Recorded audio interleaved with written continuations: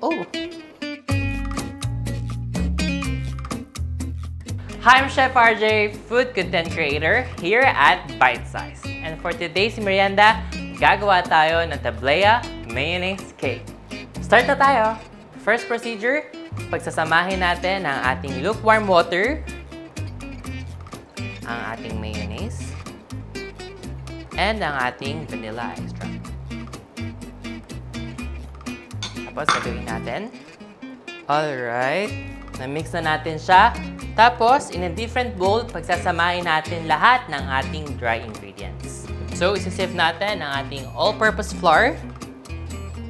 Tapos, tablea powder. Ang ating coffee powder. Baking soda. Sieve natin. Bango!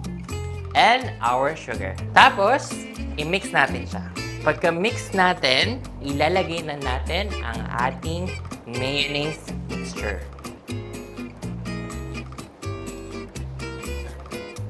Okay, so nahalo na natin siya mabuti. Ilalagay na natin siya dito sa ating bake pan na merong parchment paper.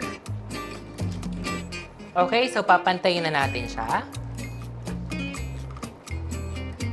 Bibake na natin siya sa oven na 180 degrees Celsius or 350 Fahrenheit for 30 minutes. Okay, so ito na ang ating cake. We will set this aside. Tapos, gagawa na tayo ng ating frosting. Ang una kong gagawin is I will sift our powdered sugar. Oh!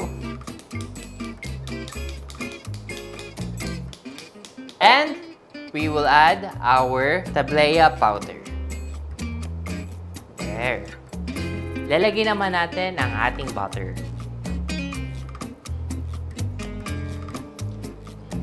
Pipress ko lang siya ng konti para walang masyadong lumipad na dry ingredients pag minix na natin ng ating hand mixer.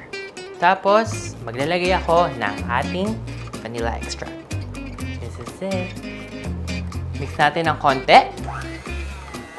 Ooh! Tapos, maglalagay na tayo ng ating milk.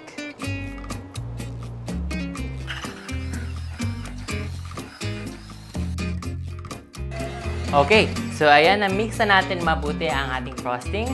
Assemble na natin. First, ang gagawin ko is ilalagay ko ang ating chopping board dito sa ating cake pan. Tapos, tatanggalin natin ang ating parchment paper. See, pantay yung top niya pag nilagay natin ang ating frosting. Tapos, ipa-flatten natin siya using our flat spatula. Last, lalagyan na natin siya ng ating pili nuts. Ito na ang ating tablea mayonnaise cake. Let's slice and try it. For more recipes like this, don't forget to like and subscribe to our YouTube channel, Bite Size